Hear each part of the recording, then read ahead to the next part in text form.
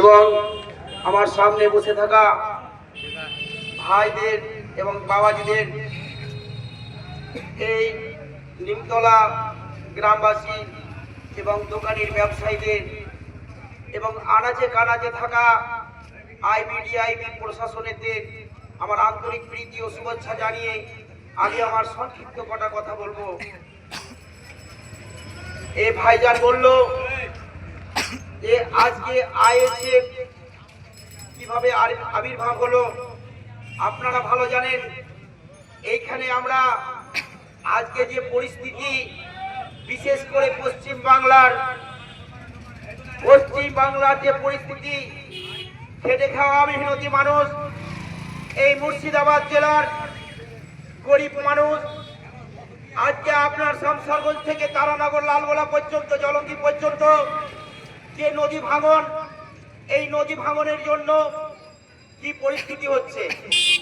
আমরা সেই তারানগর থেকে দেখে এলাম 138 খানা বাড়ি এখনো তাদের বাসস্থান নেই, তারা কিন্তু স্কুলে বসবাস করছে।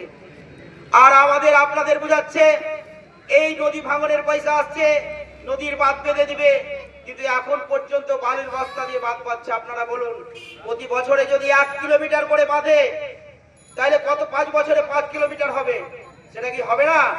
কিন্তু আমাদেরকে, আপনাদেরকে সবকে বোকা বানিয়ে এই সবগুলো করা হচ্ছে। একটা জিনিস জেনে রাখবেন, আমি যাকে প্রতিনিধি করে পাঠাচ্ছি, আমার অধিকার দিয়ে যাকে পাঠাচ্ছি, সেই যদি আমি অধিকার থেকে বঞ্চিত হই, তাহলে আমি আমার অধিকার তাকে দেব কেন? আমার অধিকার নিয়ে যে কথা বলবে, এই রাজ্যে গিয়ে তাকে, এই বিধানসভায় গিয়ে তাকে আমি অধিকার দিয়ে পাঠাবো। তাই বলবো, আমার যে পর্দার আড়ালে মা ও বোনেরা, আপনারা 1000 টাকা যে লক্ষ্মী ভান্ডার পাচ্ছেন, আপনি দেখুন এই 1000 টাকা লক্ষ্মী ভান্ডার পাওয়ার পরে আপনার রান্নাঘরে যে দেখুন আজকে তেলের দাম, চালের দাম, ডালের দাম কি পরিস্থিতি দাঁড়াচ্ছে। আপনারা ভাবুন, এগুলো কোথা থেকে দিচ্ছে? আপনার পকেট কেটে দিচ্ছে, আমার পকেট কেটে দিচ্ছে, এই আমার ট্যাক্সের পয়সা। আজকে আপনারা জানেন, একটাও সামান্য, খুব বলতে খারাপ লাগে, এই 2 এ পড়া, 5 এ পড়া, 3 তে পড়া একটা ছেলে মেম্বার বা প্রধান হয়ে গিয়ে আজকে একটা প্রশাসনের লোক, উচ্চ শিক্ষিত, তাদেরকে আমরা সম্মান দিয়ে কথা বলতে পারি না। তাদেরকে, তারা কারা? তারা হচ্ছে আমাদেরই একজন ভাই, আমারই একজন চাচা, আমারই একজন দাদা, তারা প্রশাসনে, তাদেরকে আমরা মান সম্মান দিয়ে কথা বলি না। আরে তাদের সবাইকে নিয়ে আমাদের চলতে হবে। এই যে পশ্চিমবঙ্গের যা পরিস্থিতি, কদিন আগে আপনারা জানেন, এই 3 দিন আগে, 4 দিন আগের কথা বলি, এই মহিষাস্থলী গ্রামের এখন পর্যন্ত 15 জন লোককে উড়িষ্যায় ধরে রেখেছে। তাদের কি অপরাধ? তারা কি অপরাধ করেছে? তারা গরিব মানুষ বলে মুর্শিদাবাদ থেকে কর্ম করতে গেছে উড়িষ্যায়। এই কর্ম করতে যাওয়াটাই অপরাধ, তাদেরকে ধরে রেখেছে। এখান থেকে ফোন করা হচ্ছে, তবুও তাদেরকে ছাড়ছে না, তাদেরকে ঠিক মতো খেতে দিচ্ছে না। আপনারা বলুন, কেন আমার এই পশ্চিমবঙ্গের মাননীয় মুখ্যমন্ত্রী এটা কেন করতে পারে না? যে আমার রাজ্যে তারা যে বাইরের লোক আছে, তারা কেন থাকছে, আমার রাজ্যের লোক কেন বাইরে যাবে না? উনি তো করতে পারেন, কিন্তু এখন পর্যন্ত কি করেছে? এখন পর্যন্ত বলুন, এই গরিব পরিযায়ী মানুষের জন্য কি করেছে? কি বলেছে দিদি? 5000 টাকা করে দেওয়া হবে পরিযায়ী শ্রমিকদের জন্য। আচ্ছা, আপনার বাড়িতে 5 জন আছে, 10 জন আছে, খেটে ঘর, ওই কর্ম জানে না, তারা আপনার উপরে নির্ভর করে 5000 টাকা মাস দিয়ে আপনার পরিবার চলবে? আমরা চাই না 5000 টাকা, আমি চাই কর্মস্থান। আমরা যেখানে কর্মসংস্থান থেকে আমরা কর্ম করে নিজের পকেটে পয়সা নেব, আমরা নিজের অধিকার দিব। আপনারা বলুন না যে আমাদের কোথায় মান সম্মান আছে, আমরা কোথায় ইজ্জত সম্মান পাচ্ছি? আজকে শিক্ষার কি মর্যাদা দেখেছেন?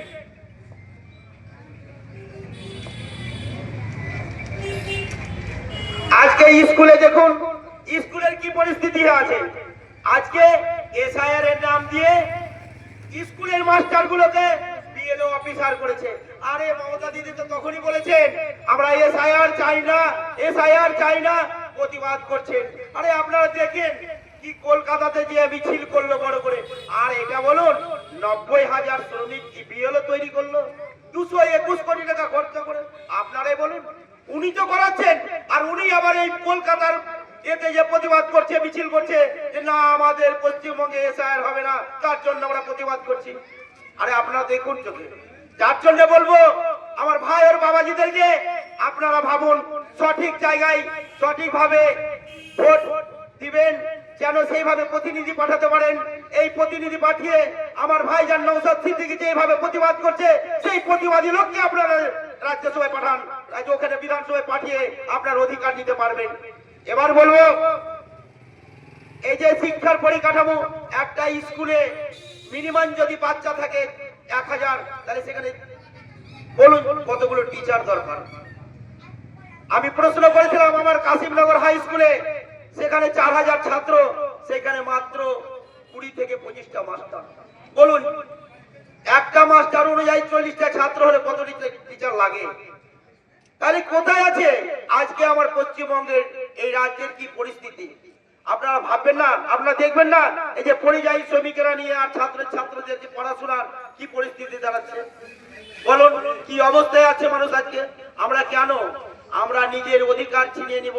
আমরা নিজের জায়গায় সঠিক জায়গায় থাকবো, সঠিক জায়গায় থেকে আমাদেরকে নিজে যেখানে আমাদের অধিকার পাবো সেই জায়গায় আমরা ভোট দেব। এই নওশাদ সিদ্দিকী ভাইজান যে লড়াই করছেন, কার জন্যে? আপনার জন্যে, আমার জন্যে, এই গরিব মানুষ পরিযায়ীদের জন্য। আপনারাই বলুন আজকে কেন 294টা সিটের মধ্যে 193টা ধরতে হবে তৃণমূল আর বিজেপি জোট? তার মধ্যে মাত্র একটা ছিপে এই পাতলা শরীর নিয়ে এই সামান্য নওশাদ সিদ্দিকী দেখে এত কেন ভয়? এত কেন ভয়? সামান্য নওশাদ সিদ্দিকী কি করবে? যেখানে যাচ্ছে সেখানে বাধা আসছে। আপনারা জানেন বেশ কিছুদিন আগে শামসারগঞ্জে আমরা যখন সভা করার জন্য এলাম, সেখানে আমরা সভা করার জন্য কোনো মাঠ পেলাম না। আমাদেরকে পারমিশন দেওয়া হলো না, না এখানে মাঠ হবে না, ওখানে মাঠ হবে না। সেই কিন্তু প্রচার সোচার কিচ্ছু নয়। এই যে আপনার গোবিন্দপুরের একটা জায়গাতে, ফাঁকা জায়গাতে, সেখানে বললো যে হ্যাঁ এখানে আমরা করব।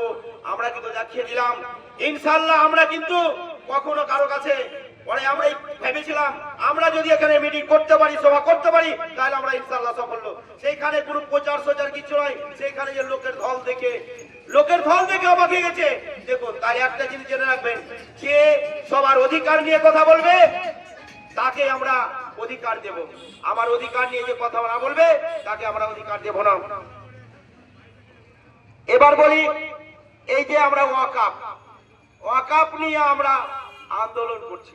আচ্ছা বলুন, এই মসজিদ, মাদ্রাসা, কবরস্থান, তাহলে আমাদের এই ওয়াকাফ সম্পত্তির উপরে আমাদের অধিকার নেই? আমাদের অধিকার থাকবে না? যার জন্য আমরা প্রতিবাদ করব। প্রতিবাদ করতে গেলেও কিন্তু খারাপ। প্রতিবাদ করতে গিয়ে অ্যারেস্ট হলো, কতগুলো লোক অ্যারেস্ট হয়ে আসলো আপনারা দেখছেন। ভাইজান, ভাই বাবাজিদেরকে আমি এই কথাটা বলবো, আপনারা ভাববেন